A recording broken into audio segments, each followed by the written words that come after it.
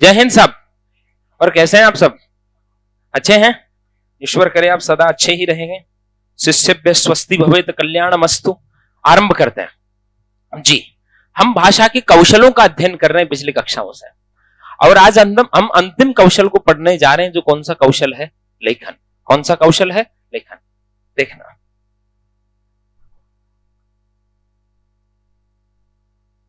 कौन सा कौशल है जी?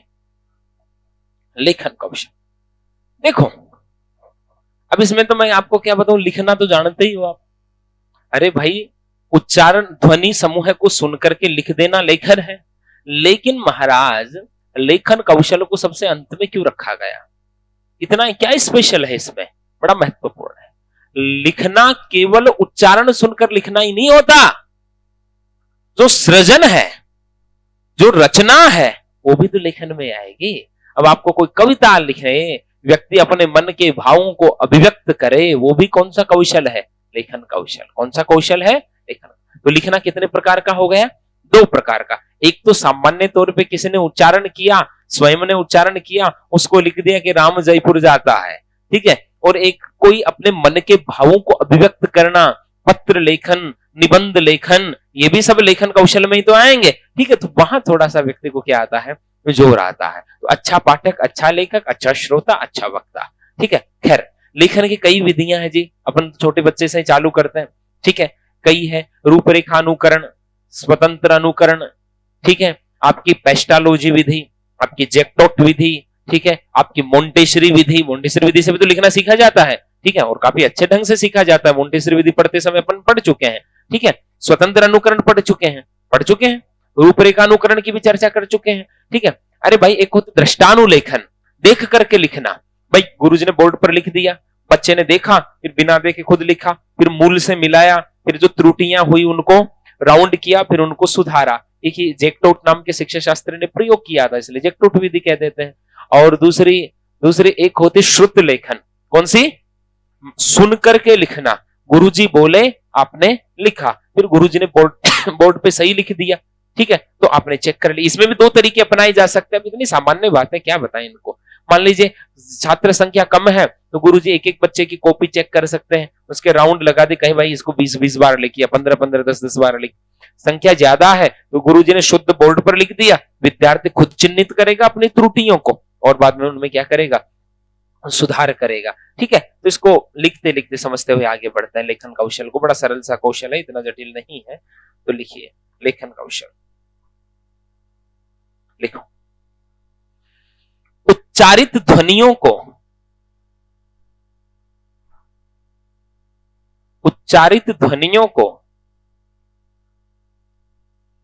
प्रतीकों के रूप में व्यक्त करना ही लेखन कहलाता है। उच्चारित ध्वनियों को प्रतीकों के रूप में व्यक्त करना ही लेखन कहलाता है। भाई, वर्ण क्या है? ध्वनि का प्रतीक ही तो है। अरे, ध्वनि के प्रतीक चिन्हों को क्या कहते हैं? वर्ण। तो उच्चारित ध्वनियों को प्रतीकों के रूप में व्यक्त करना ही क्या कहलाता है? लेखन। अर्थात भाषा को लिपिबद्ध करना ही लेखन कहलाता है। अर्थात भाषा को लिपिबद्ध करना ही लेखन कहलाता है।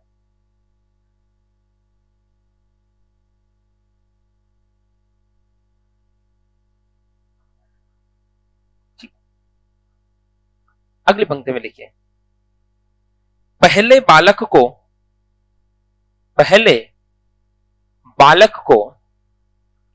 छोटे छोटे वर्णों से प्रारंभ कर, पहले बालक को छोटे छोटे वर्णों से प्रारंभ कर, छोटे छोटे वर्णों से प्रारंभ कर सरल शब्दों का ज्ञान कराया जाता है। पहले बालक को छोटे छोटे वर्णों से प्रारंभ कर सरल शब्दों का ज्ञान कराया जाता है।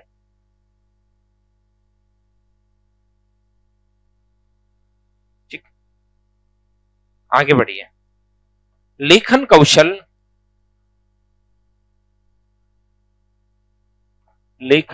एक कला है।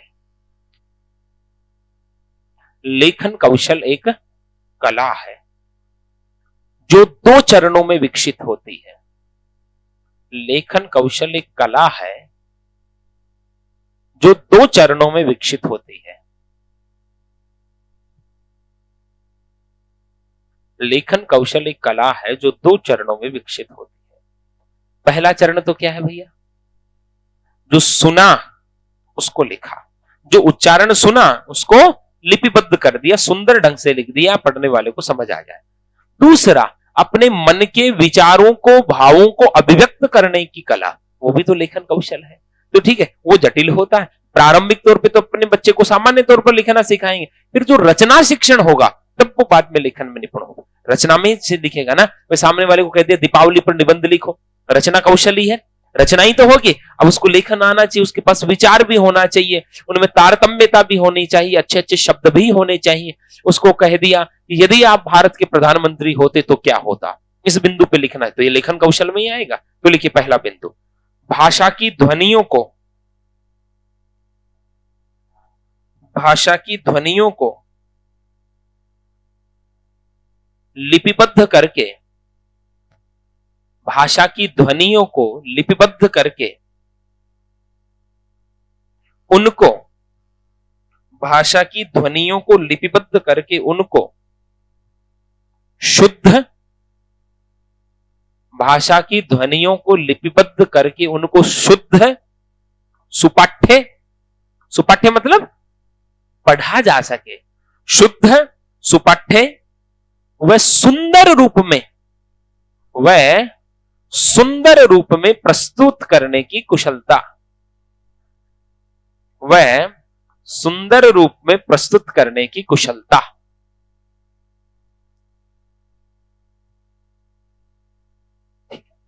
ये तो सामान्य चरण हुआ, ठीक है। जिस किसी ने बोला उसको आपने सुन करके लिख दिया, ये तो सामान्य कौशल। दूसरा बिंदु लिखिए, दूसरा लिखिए, लिपि प्रतीकों के माध्यम से, लिपि प्रतीकों के माध्यम से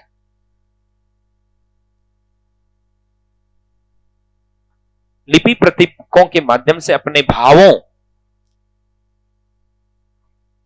व विचारों को, अपने भावों व विचारों को सुस्पष्ट, अपने भावों व विचारों को सुस्पष्ट, अर्थपूर्ण, अर्थपूर्ण व प्रभावी अभिव्यक्ति की योग्यता, अर्थपूर्ण व प्रभावी अभिव्यक्ति की योग्यता, प्रभावी अभिव्यक्ति की योग्यता। समझ आ गई बात भाई? आपने जिस भाषा में लिख रहे हैं, जिस लिपि में लिख रहे हैं, जिस भाषा की जो लिपि है, उस लिपि में अपने मन के विचारों और भावों को प्रभावी ढंग से, स्पष्ट ढंग से अभिव्यक्त करने की योग्यता भी क्या है जी? आपका लेखन कौशल में आएगी। अरे भाई, मान लीजिए कोई कविता के माध्यम से प्रकट करते, वो लेखन कौशल, लेखन लिखना में ही तो आएगा वो, ठीक है। और मान लीजिए कोई निबंध लिख रहे हैं, कोई आपका लेख लिख रहे हैं, वो सब क्या है? लेखन। हालांकि वो रचना से हो पाएगा, उसको रचना शिक्षण कह सकते हैं, लेकिन लिखने में 2 चीजें आएंगी, एक तो सुन करके लिखना, ध्वनियों को सुन करके लिखना, अपने एक विचारों को लिखना। ठीक है, आगे बढ़ते हैं। लेखन की विधियां, लेखन की विधियां। फर्स्ट नंबर पे लिखिए शुद्ध लेखन विधि।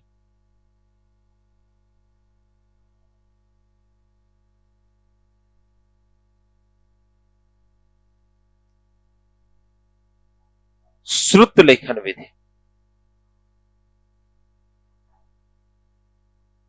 लिखवाऊं क्या इसमें 2-4 शब्द? लिख लो। श्रुत लेखन का शाब्दिक अर्थ होता है सुनकर लिखना। श्रुत लेखन का शाब्दिक अर्थ होता है सुनकर लिखना। सुनकर लिखना अर्थात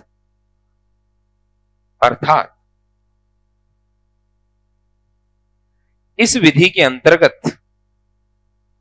अर्थात इस विधि के अंतर्गत सर्वप्रथम शिक्षक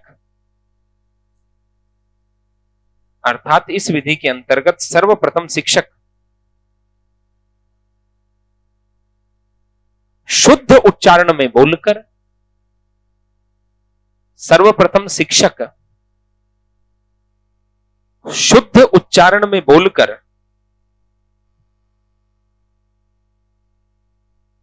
कोई गद्यांश या शब्द लिखवाता है। शुद्ध उच्चारण में बोलकर कोई गद्यांश या शब्द लिखवाता है।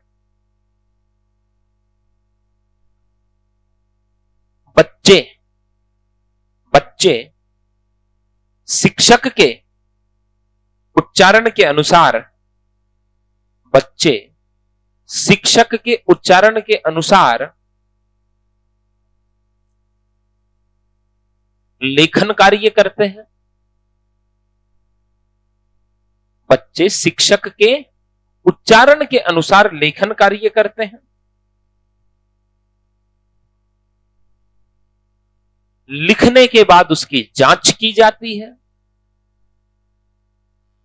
लिखने के बाद उसकी जांच की जाती है एवं लिखने के बाद उसकी जांच की जाती है एवं जांच में प्राप्त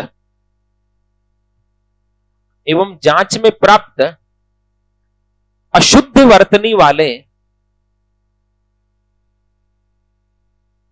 शब्दों को एवं जांच में प्राप्त अशुद्ध वर्तनी वाले शब्दों को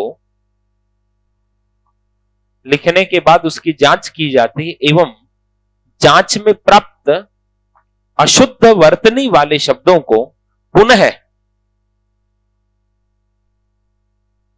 5 से 10 बार तक शुद्ध लिखने का अभ्यास करवाया जाता है।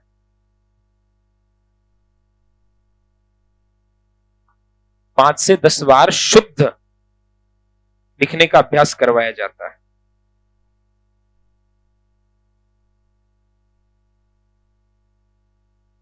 अगली पंक्ति में लिखिए, लिखित कार्य की जांच के लिए, लिखित कार्य की जांच के लिए लिखित कार्य की जांच के लिए निम्न 2 तरीके अपनाए जाते हैं। लिखित कार्य की जांच के लिए निम्न 2 तरीके अपनाए जाते हैं।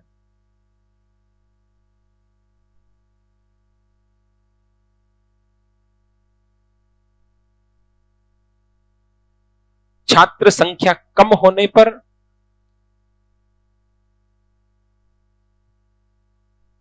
छात्र संख्या कम होने पर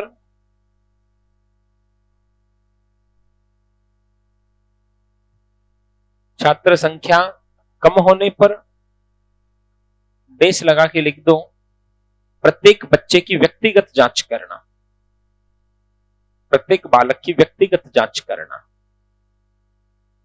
प्रत्येक बालक की व्यक्तिगत जांच करना।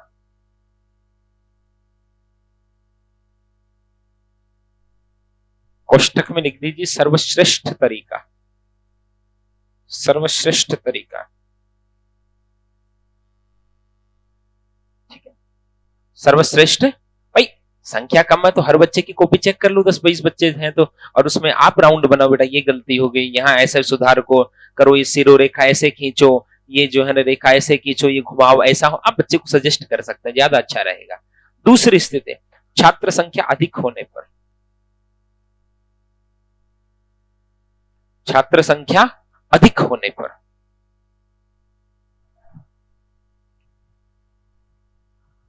क्या करेंगे, क्या करेंगे भाई? सिखा, जो भी आपने बोला है उसको आपने श्यामपट्ट पे लिखा, बच्चा खुद चेक करेगा, राउंड लगाएगा, गलतियों को सुधारेगा। तो लिखो कि लिखाए गए गद्यांश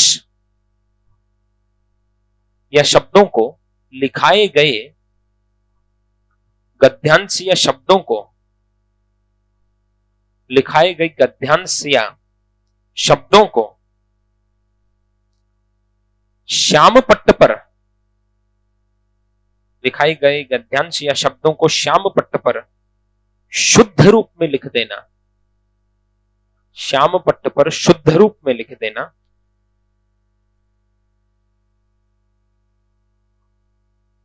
एवं बच्चों के द्वारा स्वयं जांच करना, एवं बच्चों के द्वारा स्वयं जांच करना।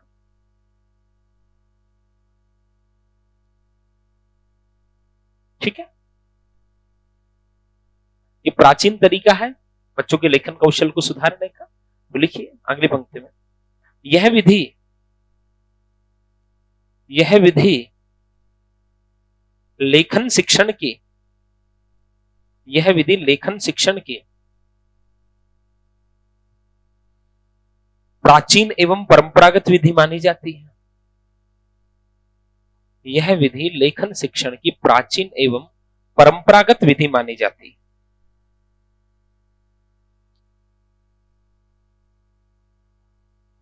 प्राचीन एवं परंपरागत विधि मानी जाती है।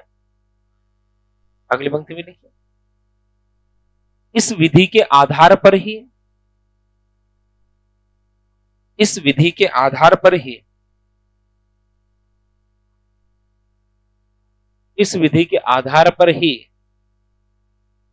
शुद्ध उच्चारण को, शुद्ध उच्चारण को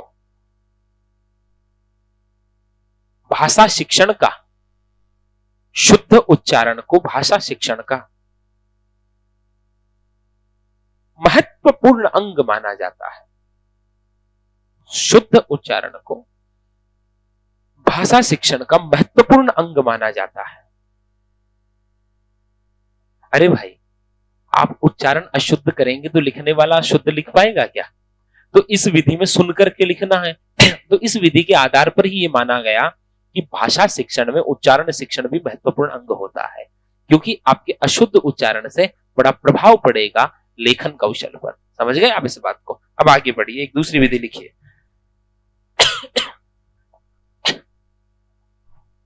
दृष्टानुलेखन विधि। कौन सी विधि? इसको अंग्रेजी में क्या बोलते हो? बोलो जी, अरे बोलो। देख करके लिखना वाली जेकटोट हो गई क्या? अब हमें अंग्रेजी ना आवे भाई। दृष्टानुलेखन जेकटोट विधि क्या होगा जी इसमें? देखो, हिंदी वाले नाम को तो मैं समझा सकता हूं। दृष्टानुलेखन, दृष्ट मानी देखा हुआ, अनुलेखन देख करके लिखना, बस इतना ही मतलब।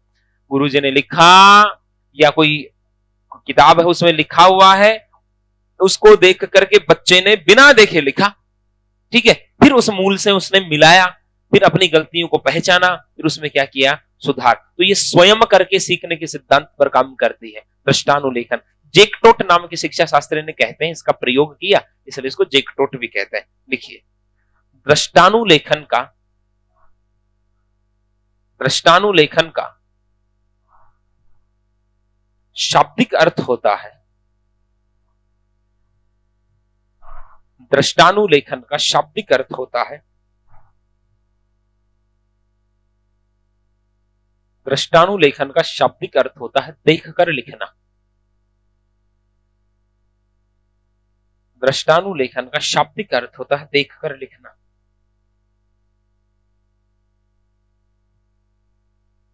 अर्थात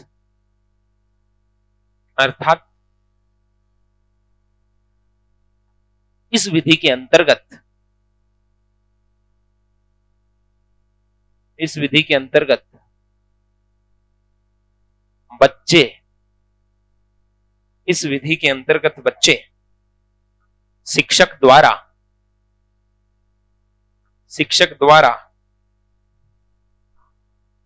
श्यामपट्ट पर लिखे हुए, शिक्षक द्वारा श्यामपट्ट पर लिखे हुए शब्दों को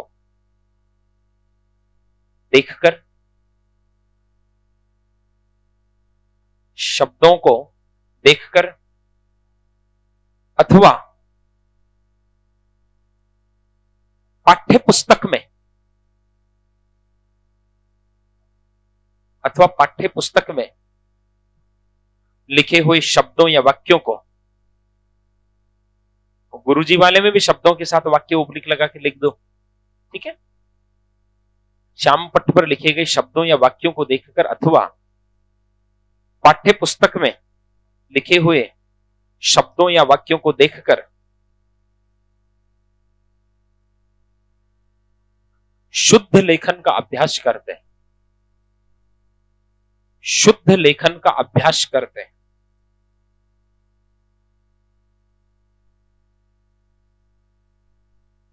तो इसका एक दायित्व यह भी तो हो गया, शुद्ध लेखन का लिख लिया यहां तक। इससे एक चीज भी तो निकल करके आई ना, कि शिक्षक जो है उसका यह दायित्व बनता है कि श्याम पट्ट पर जो लिखे वो शुद्ध लिखे, क्योंकि बच्चे तो उसको देखेंगे। मैं जैसे कल या परसों की कक्षा में भी आपको कह रहा था कि केवल एक हिंदी विषय के शिक्षक नहीं, अन्य शिक्षक भी ये दायित्व निभाएं। यदि वो लेखन बोर्ड पे गलत लिख रहे हैं, गलत उच्चारण कर रहे हैं, तो बच्चे तो उनका अनुकरण करके सीख रहे हैं। अरे 10 में से एक अध्यापक शुद्ध लिख रहा है और शुद्ध बोल रहा है, 9 गलत लिख रहे हैं थोड़ा थोड़ा और गलत बोल रहे हैं, तो क्या बच्चा शुद्ध बोलना सीख पाएगा, शुद्ध लिखना सीख पाएगा? क्योंकि ज्यादा असर तो उनका पड़ने वाला है। इसलिए एक आदर्श होता है भाषा सिखाने का, कि भाषा सिखाना केवल एक शिक्षक का विषय के केवल भाषा अध्यापक का दायित्व नहीं होता, ये पूरे विद्यालय का जो परिवेश है वो भाषिक समृद्ध होनी चाहिए। इसलिए इसको कहते हैं शुद्धता का आदर्श। क्या कहते हैं? ये आगे देखेंगे, भाषा शिक्षण के सिद्धांतों में इसकी चर्चा करेंगे। खैर आगे बढ़िए। अतः अध्यापक को श्याम पट्ट पर लिखते समय, अतः अध्यापक को श्याम पट्ट पर लिखते समय शुद्ध लेखन में कार्य करना चाहिए। अतः अध्यापक को श्याम पट्ट पर लिखते समय शुद्ध लेखन में कार्य करना चाहिए।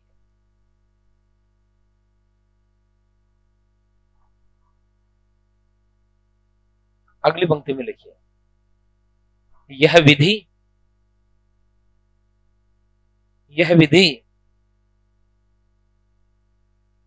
स्वयं करके सीखना, यह विधि स्वयं करके सीखना, इन्वर्टेड में बंद करना, स्वयं करके सीखना के सिद्धांत पर कार्य करती है। स्वयं करके सीखना के सिद्धांत पर कार्य करती है।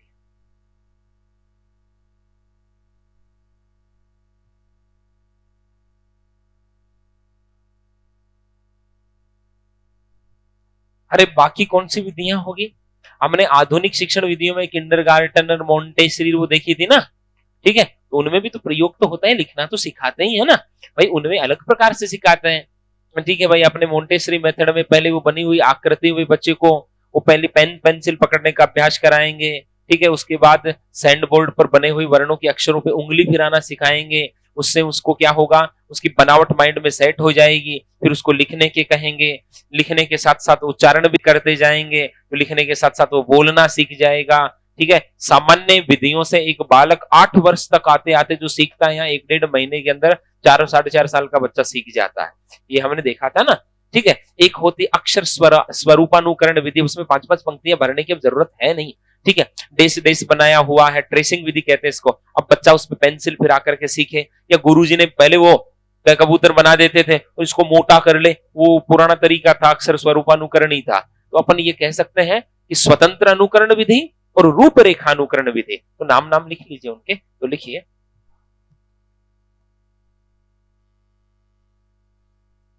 स्वतंत्र अनुकरण विधि,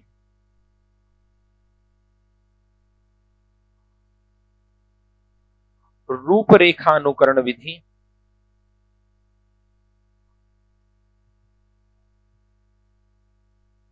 मोंटेसरी विधि, मोंटेसरी विधि,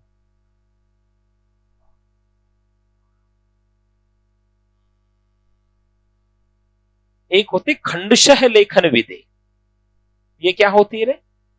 अब भाई जैसे मान लीजिए खंडशः लेखन विधि, बच्चे को लिखने में जोर आ रहा, क्या कबूतर नहीं लिखा जा रहा, तो अपन उसको कै कबूतर को टुकड़ों में बांट लेंगे, कै को, और वो अलग अलग टुकड़े बनाना सिखाएंगे। जैसे देखे ना, ये नाम लिखने से पहले इधर देखो, जैसे अब ये कै है, तो इसके अंदर बच्चे को अपन ने केवल ये लिखना ही सिखा दिया, ये अलग, फिर उसको ये लाइन खींचना सिखा दी, फिर उसको ये लाइन खींचना सिखा दी, फिर उसको ऐसे अलग अलग तो वो कर ही लेगा, ठीक है। खंडशः है, टुकड़ों में बांटा, अब उसको कहा कि देख ये खींच, अब इसके पास ये बना दे, अब इसके पास ये बना दे, फिर ये, वो कह लिखना सीख गया। तो इसको टुकड़ों में बांट करके पढ़ाना, खंडशः लेखन, खंडशः मानी खंडों में बांटना। इसमें 2 लाइन लिख लो, ये नाम लिख लिया आपने, फिर खंडशः लेखन विधि का नाम लिखिए, इसमें लिखिए जिस वर्ण को सिखाना है, जिस वर्ण को सिखाना है, जिस वर्ण को सिखाना है उसे खंडों में बांट लिया जाता है। जिस वर्ण को सिखाना है उसे खंडों में बांट लिया जाता है।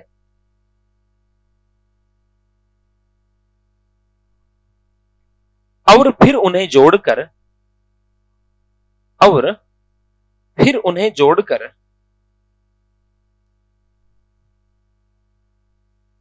वर्ण का निर्माण कार्य करवाया जाता है। फिर उन्हें जोड़कर वर्ण लिखवाया जाता है, या पूरा वर्ण लिखवाया जाता है। फिर उन्हें जोड़कर पूरा वर्ण लिखवाया जाता है। जैसे कै, च, ऐसे टुकड़ों में बांट करके लिखना। 2 उदाहरण लिख लो।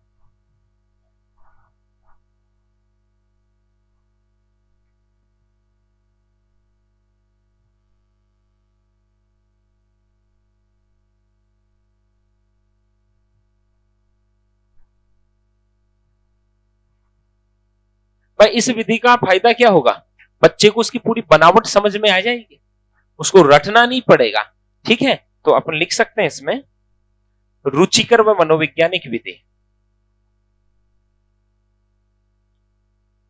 रुचिकर व मनोवैज्ञानिक विधि, ये विधि, इसमें रुचि भी जगेगी उसकी, रुचिकर व मनोवैज्ञानिक विधि। अगली पंक्ति में लिख लीजिए, रटने की अपेक्षा अवबोध पर बल, समझने पर बल दिया जाएगा। भाई इसकी बनावट कैसे, रटने की अपेक्षा अवबोध पर बल, रटने की अपेक्षा अवबोध पर बल, ये कौन से शिक्षण सूत्र पे काम करेगी, सरल से कठिन की ओर। लिखो सरल से कठिन की ओर, इतना ही लिख लो, सरल से कठिन की ओर, ठीक है। और अगला लिख लीजिए स्थायी ज्ञान की प्राप्ति, स्थायी ज्ञान की प्राप्ति,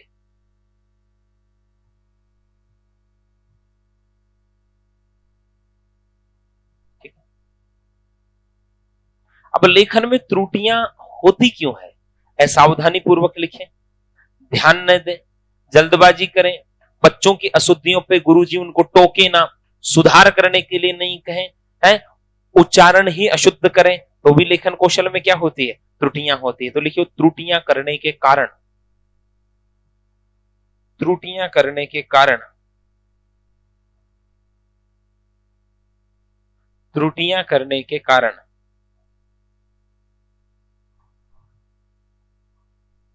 असावधानी पूर्वक लेखन करना, असावधानी पूर्वक लेखन करना, असावधानी पूर्वक लेखन करना, असावधानी पूर्वक लेखन करना। दूसरा लिखो, छात्रों द्वारा, छात्रों द्वारा की गई अशुद्धियों पर, छात्रों द्वारा की गई अशुद्धियों पर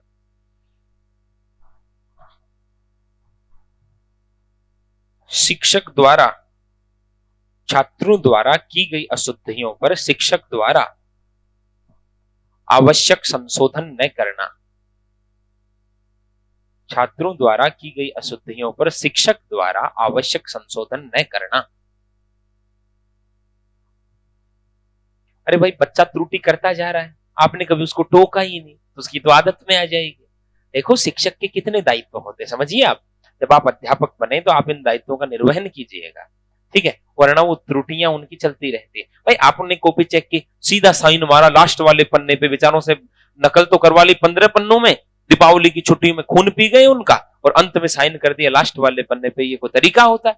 आप उसको चेक कीजिए, उसकी त्रुटियों को, ठीक है ना, आउटलाइन कीजिए, फिर उसको कहिए कि भैया ये त्रुटियां हुई, इनको सुधार, तब जाकर के सुधार। शिक्षक के बड़े दायित्व होते हैं, लोग निभाएं। तो आगे बढ़ते हैं, ठीक है। बालकों को अपर्याप्त व अधूरा ज्ञान होना, बालकों को अपर्याप्त व अधूरा ज्ञान होना, ठीक है, बालकों को अपर्याप्त व अधूरा ज्ञान होना। अरे भाई, बच्चे ने, बेचारे ने सुना ही अभ्यारण्य है, उसको मालूम ही नहीं अभयारण्य होता है, तो वो तो अभ्यारण्य को शुद्ध समझेगा। उसको मालूम ही नहीं शुद्ध द्वारका होता है, ठीक है, तो वो बेचारा द्वारिका ही लिखेगा, उसने तो वही सुन रखा है, उसने तो गत्यावरोध ही सुन रखा है। अब उसको संधि पता ही नहीं, गति तन अवरोध से गत्यावरोध बनता है, तो वो शुद्ध कहां से होगा?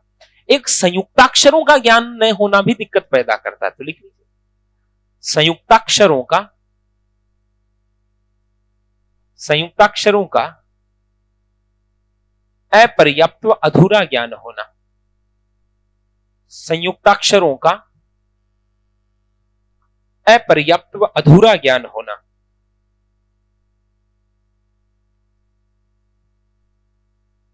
अगली पंक्ति में लिखिए, छात्रों का बुद्धि स्तर कम होना, छात्रों का बुद्धि स्तर कम होना।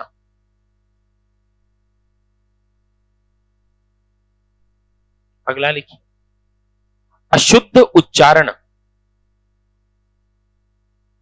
अशुद्ध उच्चारण। उच्चारण अशुद्ध करेंगे तो लेखन भी कैसा होना? अशुद्ध होगा। अब लिखो निराकरण के उपाय, या सीधा लिख लो निवारण। इन त्रुटियों का निवारण कैसे किया जाए? कैसे हो भैया, बोलो। उच्चारण सही करें, सावधानी पूर्वक लिखें, सुलेख लिखवाएं। सुलेख समझ गए? गुरुजी ने एक पंक्ति लिखी, अपन सुंदर सुंदर, उससे अपनी बनावट सुधरती है। सुलेख, सुंदर लेखन। श्रुतलेख लिखवाएं, ठीक है, नकल करवाएं। नकल इसलिए करवाई जाती थी हिंदी में ताकि हम अक्षरों की बनावट को देखें और उनको लिखें, तभी तो। अरे वरना कोई मात्रा का नियम थोड़ी ना होगा, रात्रि मित्र में ई की मात्रा छोटी आएगी, किसने बताया? ये हम बार बार देखेंगे तभी तो पता चलेगा, इसलिए नकल भी लिखवाई जाए, ठीक है। तो लिखो, छात्रों को सुलेख लिखवाया जाए। देखो, छात्रों को सुलेख लिखवाया जाए।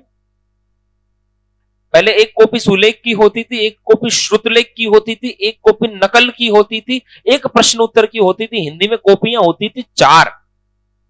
हाँ, और उसमें कौन कितना सुंदर लिखे, वो मोटी कलम का प्रयोग कर करके, हैं? बच्चियां इसमें विशिष्ट महारत हासिल होती थी उनको। दीपावली में गृह कार्य से ज्यादा तो दिए बना देती थी उनमें।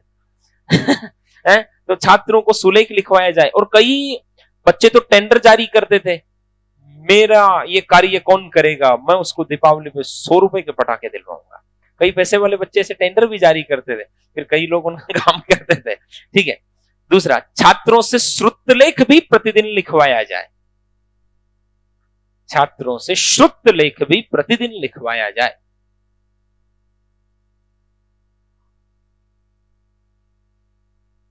ठीक है। अरे भाई, जैसे हमने आपकी इसी बैच में शब्द शुद्धि का अभ्यास करवाया था एक बार, कितने शब्द लिखवाए थे आपको, तो वो कठिन शब्दों के लेखन का अभ्यास भी करवाना चाहिए। तो लिखिए, कठिन शब्दों के लेखन का, कठिन शब्दों के लेखन का प्रतिदिन अभ्यास करवाया जाए। कठिन शब्दों के लेखन का प्रतिदिन अभ्यास करवाया जाए।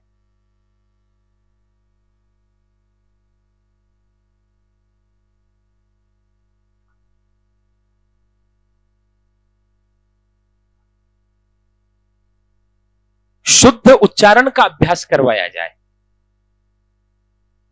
शुद्ध उच्चारण का अभ्यास करवाया जाए।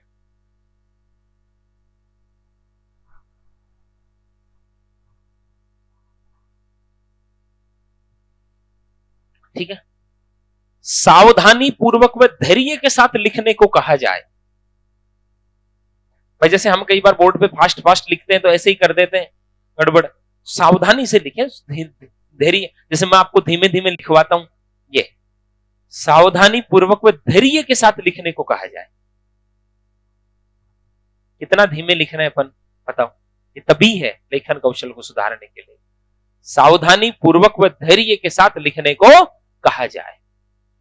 कहता हूं ना बार बार, सुंदर लिखना, धीरे धीरे लिखना, कोई जल्दबाजी नहीं है। कितने आराम आराम से बताइए जरा। आगे लिखिए, प्रतिलिपि करवाई जाए। प्रतिलिपि किसको कहते हैं? नकल को। फोटोकॉपी हो गई ना वो नकल। प्रतिलिपि करवाई जाए। प्रतिलिपि के कोष्टक में लिख दो पाठ्य पुस्तक से नकल। और नकल में क्या चाहिए वो आपको मालूम है। पाठ्य प्रतिलिपि करवाई जाए, कोष्टक में लिख दीजिए पाठ्य पुस्तक से नकल। और अंतिम पंक्ति लिखिए, शिक्षक द्वारा मार्गदर्शन किया जाए। शिक्षक द्वारा मार्गदर्शन किया जाए। ठीक है, ये आपका कौन सा कौशल हो गया लेखन। बहुत ज्यादा कोई जटिल नहीं है, सामान्य सी बातें हैं। और ये आपके चारों कौशल यहां विश्राम लेते हैं। सुनना, बोलना, पढ़ना, लिखना। अब आगे की कक्षाओं में अपन इस चर्चा को विस्तार देंगे। जय हिंद।